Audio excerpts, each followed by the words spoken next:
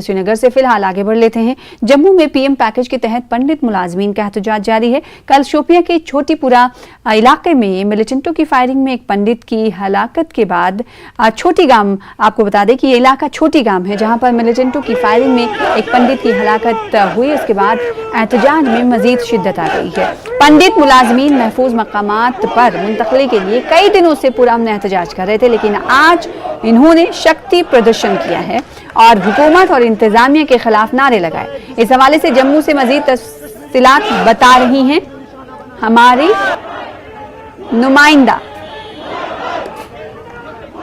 ये गूंज जो आप सबको सुनाई दे रही है, आज शांति प्रिय कश्मीरी पंडित प्राइम मिनिस्टर पैकेज एम्प्लॉइज की ये आवाज है जो आज जम्मू की सड़कों से गुजरती हुई जा रही है। रिलोकेशन की मांग लिए हुए ये लोग रिलीफ कमिश्नर ऑफिस के बाहर पिछले 95 दिनों से हड़ताल कर रहे थे, धरने पर थे और आज ये सड़कों पर उतर आए हैं शक्ति प्रदर्शन करने के लिए। और ये शक्ति प्रदर्शन करने के लिए तमाम जनता इनके साथ आज जुड़ चुकी है।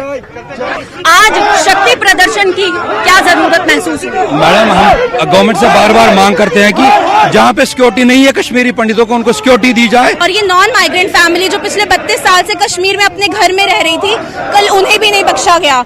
कल जब पूरा देश तिरंगे के साथ खुश था, हमारी फैमिलीज मेंटल ट्रॉमा से गुजर रही थी, हमारी रूह काम गई थी जब हमने ये किलिंग देखी। समय क्या कहते हैं सभी कश्मीरी पंडित संगठन, यही जानने की कोशिश करेंगे। आज हमारा पूरा समुदाय है यहाँ, आप देखिए जहाँ तक नजर जा रही है, सारे इकट्ठे हुए हैं। हम यही कह रहे हैं कि गवर्नमेंट ने कश्मीरी पंडित को फॉर ग्रांटेड लिया है, दरकिनार किया। आज से नहीं, 47 से जब हिंदुस्तान आजाद हुआ उस वक्त भी हम पर बरपा गई। उसके बाद 72 में हमारी जमीनें छीने गई।